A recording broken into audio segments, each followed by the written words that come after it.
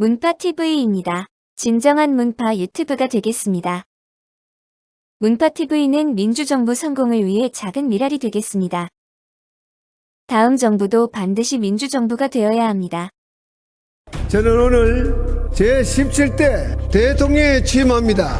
정부 여당을 적극 옹호하고 홍보하라. 그동안 시사투나잇을 사랑해주신 시청자 여러분,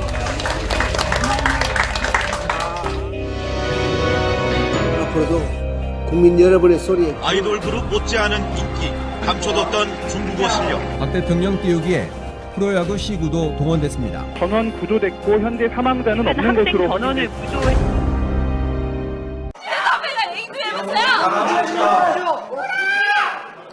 그동안 후배들한테 뭘 가르치신 겁니까 도대체? 그렇게 방송 잘하자고 제대로 뉴스 해보자고 했던 게 결국 이런 겁니까? 차선배, 진선배 하시는 거 보고 잘하는 우리들입니다. 이게 뭡니까 도대체? 누가 방송하고 누가 YTN 끌고 가려고 그래요? 단상에 서 있는 용역 대표가 회사의 대리인입니까? 저걸 이미지까지 하려고 뭐 용역 대표, 용역이 깡패가 회사 후배들한테 막말을 하는데도 가만히 있어요? 2008년 7월 17일 YTN 주주총회 현장. 노조의 저지에도 불구하고 이사회는 기습적으로 40초 만에 대표 이사 선임을 통과시킵니다. 이명박 대선 후보 방송특보 출신인 구본홍 씨가 YTN 사장에 선임되고 그해 10월 낙하산 인사 반대를 외치던 6명의 YTN 기자는 해직됐습니다. 언론 탄압이 없었다라고 저는 자부하고 싶습니다. 왜냐하면 제가 뉴스의 최종 편집자로서 그동안 뉴스를 하면 어떠한 강제적인 요구나 요청을 들은 적이 없고 누구보다도 자율적인 환경 아래서 뉴스를 해왔습니다. 이명박, 박근혜 정부 9년간 권력은 끊임없이 언론 장악을 시도했습니다. 청와대와 국무총리실의 권력기관은 인사 개입과 보도 개입을 시도하였고 언론인을 압박하고 저널리즘을 탄압했습니다. 다양한 형태의 언론 장악을 시도한 결과 공영방송의 공정성과 공익성에 대한 국민의 신뢰는 땅바닥에 떨어져 버렸습니다. 이명박은 국무총리실 산하공직윤리 지원관실을 통해 정치권과 주변부를 아우르는 광범위한 민간인 사찰도 저질렀습니다. 당시 밝혀진 민간인 사찰 문건에는 KBS, MBC, YTN에 대한 적극적 개입 시도가 적나라하게 밝혀졌습니다. 또한 박근혜 정부는 언론에 대한 권력이 할 수 있는 모든 것을 동원해 언론을 짓밟는 나쁜 짓을 서슴지 않았습니다. 청와대 홍보수석은 직접적인 방송사 보도에 개입했으며 그것도 모자라서 언론사 이사회와 사장들의 인사 개입을 저질렀고 방송심의 규정과 청부심의를 통한 정부 비판 보도를 가로막았습니다. 대통령에 대한 비판 목소리의 명예훼손죄와 모욕죄 소송을 남발을 했습니다. 이 과정에서 언론 개입에 항의하는 수많은 언론인들에게 부당해고와 징계를 주었고요. 뉴스보도 제작 못하게 수많은 해고를 남발했습니다. 이렇게 이명박근혜 시대를 살며 탄압받았던 그 언론들 요즘 어떤가요? 대한민국 언론은 죽었습니다. 이명박, 박근혜 정부에서 방송사와 언론들은 일방적인 정권 찬양 기사만 보도했습니다. 거기다 뉴스타파와 시사인이 보도한 삼성그룹 장충기 문건 공개되며 대한민국 언론인들이 얼마나 썩었는지 국민들은 알게 되었습니다. 그럼 삼성그룹 장충기와 언론인들의 사악한 거래 문건들 영상을 보시겠습니다. 출처는 뉴스타파입니다. 조선일보 편집국장 출신인 강효상 자유한국당 의원. 뉴스타파는 장충기 문자 파일에서 골프 약속 등 그가 삼성 장충기 사장과 주고받은 문자 메시지를 여러 건 확인했습니다. 강효상에게 온 문자입니다. 산업부 차장 데려갈게. 부산 출신 똑똑한 기업 담당 데스크. 보내주신 음악회 티켓 잘 받았습니다. 감사합니다. 지금은 아시아경제 사장으로 있는 당시 문화일보 최영범 편집국장. 삼성과 이부진 사장의 심기를 건드리는 기사가 나간 것에 대해 최영범 국장이 장 사장에게 해명을 하는 내용의 문자입니다. 그래서 월요일에는 금요일 전화 주신 내용도 있고 해서 주 차장이 막판 쟁점이 된다는 방향으로 각 신청 기업들의 준비 상황을 다룰 예정입니다. 주차장 문제는 신라가 단연 앞서니까. 그리고 내일자 주차장 기사를 통해 막판 분위기를 잡아보도록 하시죠.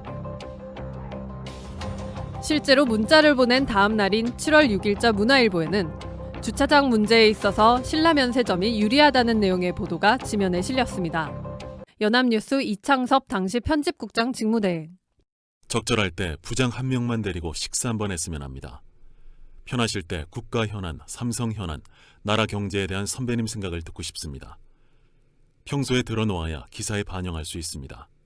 연합뉴스의 조봉래 콘텐츠 융합 담당 상무는 2016년 7월에 뉴스타파 이건희 삼성그룹 회장 성매매 보도가 천박한 기사라며 다루지 않겠다고 장충기에게 알렸고, 이동현 사장의 전임이었던 송영승 전 경향신문 사장도 퇴임 직후인 2015년 6월 장충기에게 문자를 보냈습니다. 장 사장님, 오랜 기간 신세 많이 졌습니다. 그간의 깊은 배려와 도움 마음으로 감사드립니다. 더욱 건승하시길 기원합니다. 사장님, 한결의 인사 아래와 같이 났습니다. 모두 온건하고 합리적이며 저희에 대해 우호적인 사람들입니다. 아래는 황충현 이사가 보내온 문자입니다. 사회정책부는 사회정책팀으로 축소. 백혈병 기사 쓰던 놈들. 사회정책부가 사회정책팀으로 축소됐다는 내용과 함께 백혈병 기사를 쓰던 부서였다라는 문구가 적혀 있습니다. 이동현 경향신문 사장이 장충기 사장에게 보낸 문자입니다. 사장님, 합병 성공 축하드립니다. 그리고 보내주신 국수 잘 받았습니다. 덕분에 올 복도위도 무사히 건널 수 있겠습니다. 언제나 받기만 하니 송구한 마음 그지없습니다.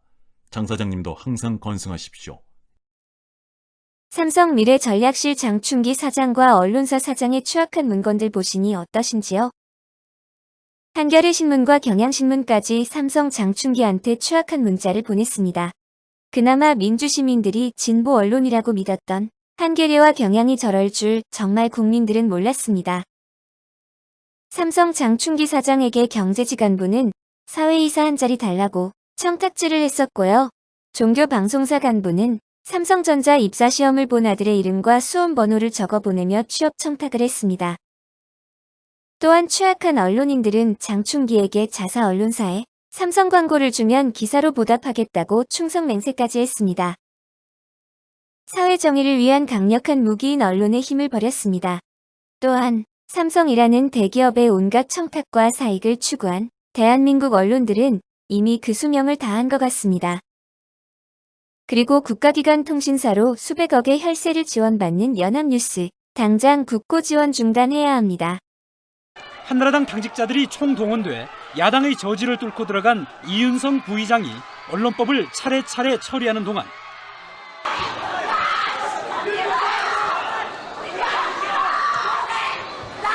의장석으로 몸을 날려 막는 야당 의원들과 밀쳐내는 여당 의원 간의 육탄전이 벌어졌습니다.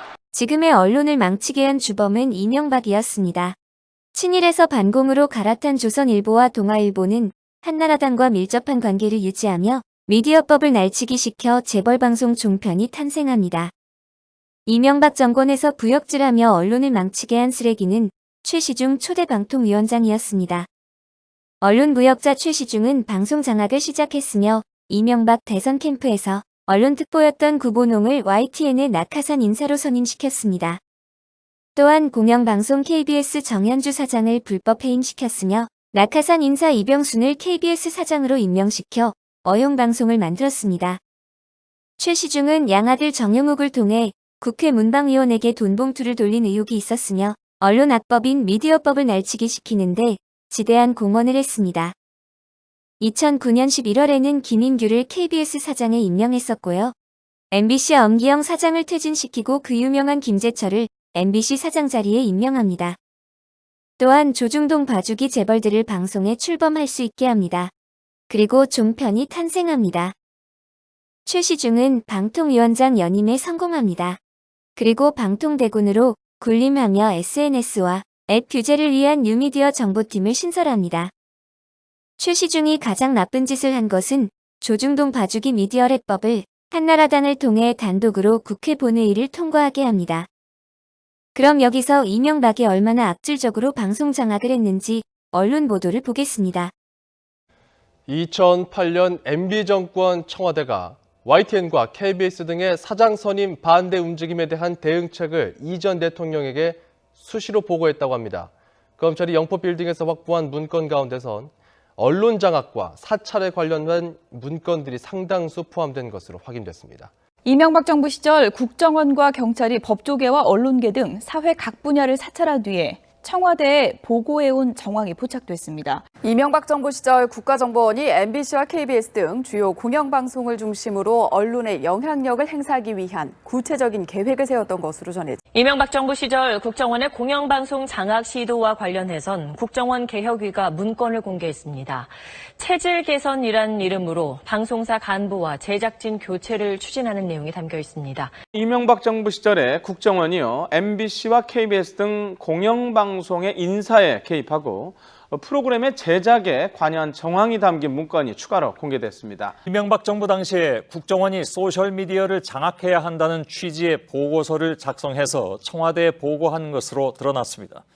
국정원이 2012년 총선과 대선을 앞두고 댓글 조작에 나서기 전에 치밀하게 준비한 정황으로 볼 수 있습니다. 김재철 전 MBC 사장에 대해서 구속영장을 청구했습니다. 이명박 정부 당시에 MBC 사장으로 재직하면서 국정원 직원과 공모해서 방송 프로그램 제작과 방영에 부당하게 개입한 혐의를 받고 있습니다. 그 당시 민주시민들은 이명박 정권 찬양질하는 방송들을 시청 거부합니다. 그리고 대한언론 국민TV가 탄생했었고 낙곰수와 많은 시사 팟캐스트 방송을 들었습니다. 그렇게 민주시민들은 우리들의 방송을 들으며 저항했었습니다. 지금 그때를 생각하니 눈물이 나네요. 네, 취임 뒤 2년 동안 공식 석상에서 입고 나온 옷은 모두 124벌. 박 대통령은 어떤 색을 즐겨 입었고 또 그 색깔에 담기는 의미는 무엇인지 살펴보도록 하겠습니다. 네, 오늘 박근혜 대통령 하루 종일 일정이 많았는데 옷 갈아입느라고 더 바빴을 겁니다. 삼성동, 여의도, 광화문, 카멜레온처럼 장소가 바뀔 때마다 옷도 계속 바뀌었습니다. 첫 여성 대통령이 보여줄 패션 정치가 이제 시작된 것 같습니다. 박 대통령의 이번 미국 순방에서 관심을 끄는 게 또 하나 있습니다. 여성 대통령이다 보니 패션입니다. 파숑. 어떤 옷을 입을지, 한복은 몇 번이나 입을지 이런 건데 오늘은 그린색 재킷과 아이보리색 한복이 눈에 띄었습니다. 박근혜 대통령이 휴가지인 저도에서 찍은 사진을 페이스북에 공개했는데 이 사진에 드러난 바캉스 패션이 화제가 되고 있습니다. 제가 볼 땐 그냥 평범하고 편안해 보일 뿐인데. 그렇지 않습니다. 아닙니다. 이 속이 살짝 비치는 시스루 의상부터 긴 기장의 맥시 스커트까지 젊은 사람들이 선호하는 최신 유행이 숨어 있습니다.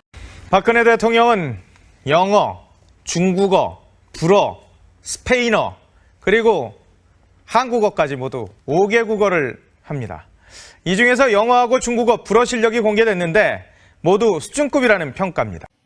Mesdames et messieurs et les entrepreneurs, comme vous le savez tous très bien, au-delà des pratiques existantes. The joint press conference will begin with the opening statement by two heads of the states, followed by Q&A session. First, President Park Geun-hye will deliver the statement. First of all, I absolutely would save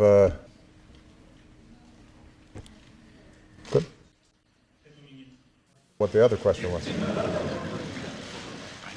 5개 국어에 능통하다는 박근혜의 프랑스어 연설 들어보시니 잘하는 것 같나요? 오바마 대통령과 정상회담 중 언론 인터뷰에서 미국 기자의 질문을 알아듣지 못하는 박근혜의 모습을 보니 정말 한심하네요. 당시 종편들은 박근혜 패션 정치라고 아부성 방송 보도 말도 못하게 했습니다. 이명박에 이어 국정원의 대선 개입으로 당선된 박근혜도 언론 장악질은 이전 정권보다 더 극악스럽게 저질렀습니다. 그러고도 박근혜는 뻔뻔하게 언론 장악 안 한다고 말했습니다. 당시 박근혜의 언론 장악 안 한다는 방송 인터뷰 들어보겠습니다. 방송 장악은 그것을 할 의도도 전혀 없고 법적으로도 불가능합니다.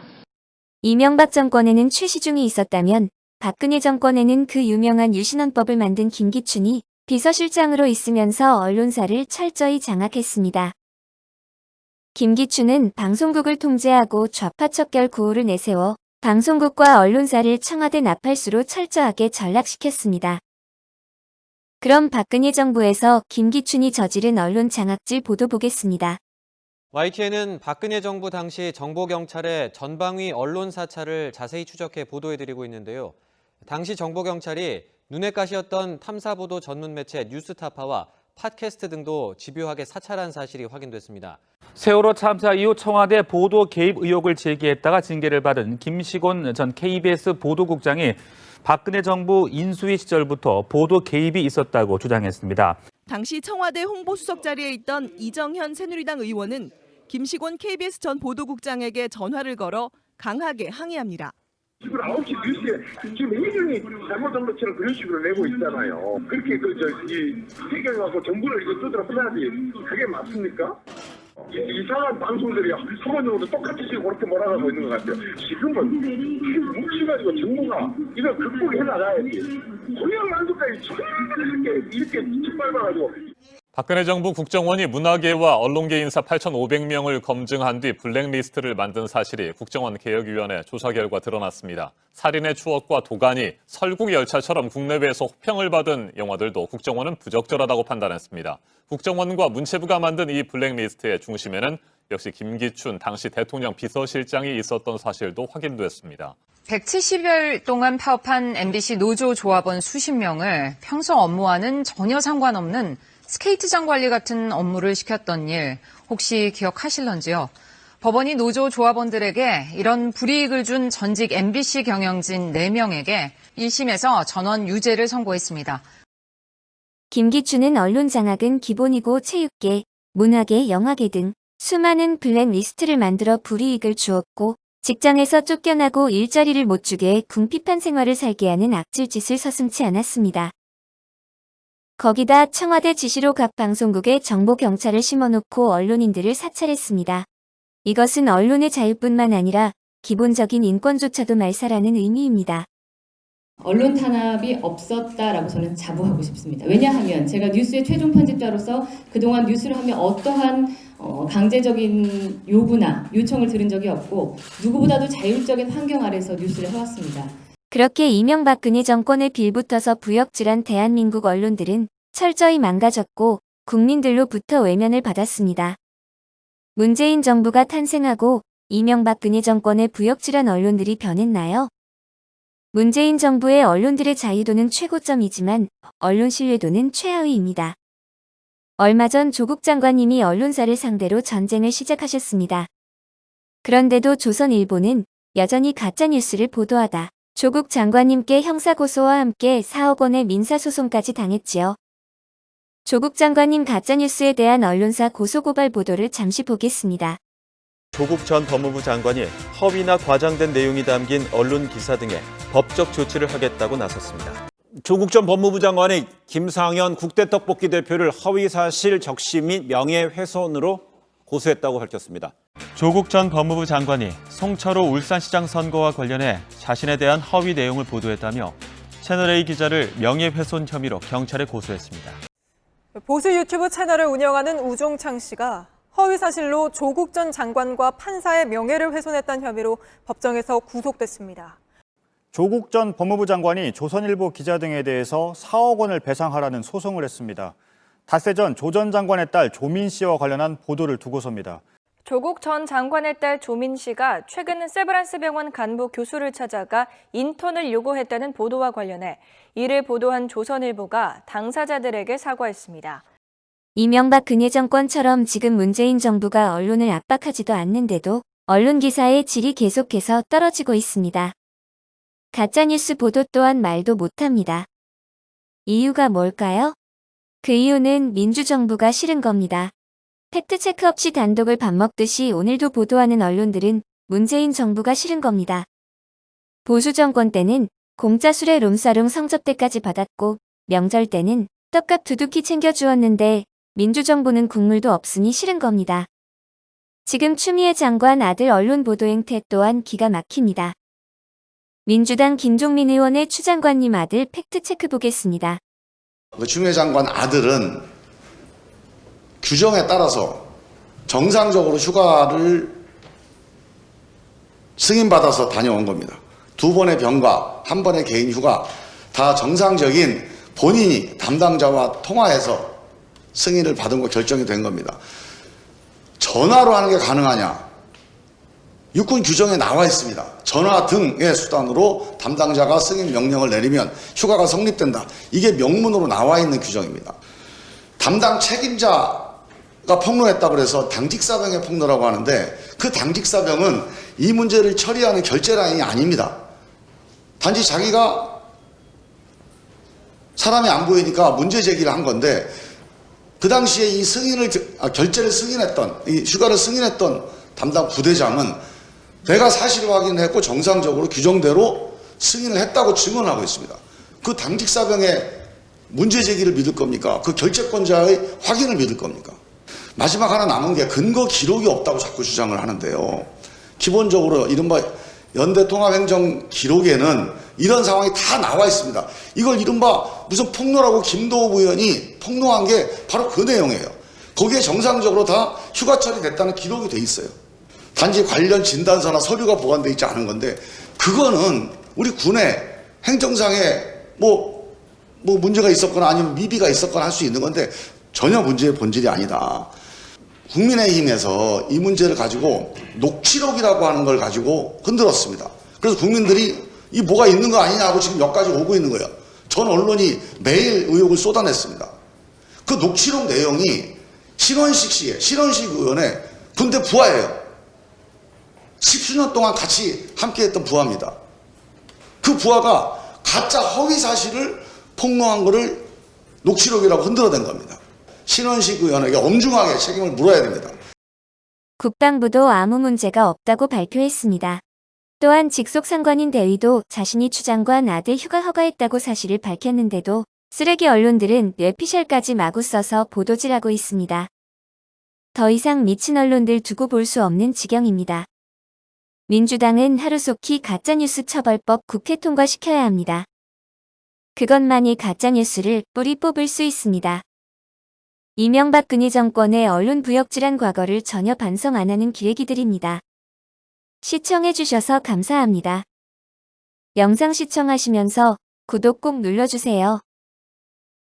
구독해주시면 영상 제작에 정말 큰 힘이 됩니다.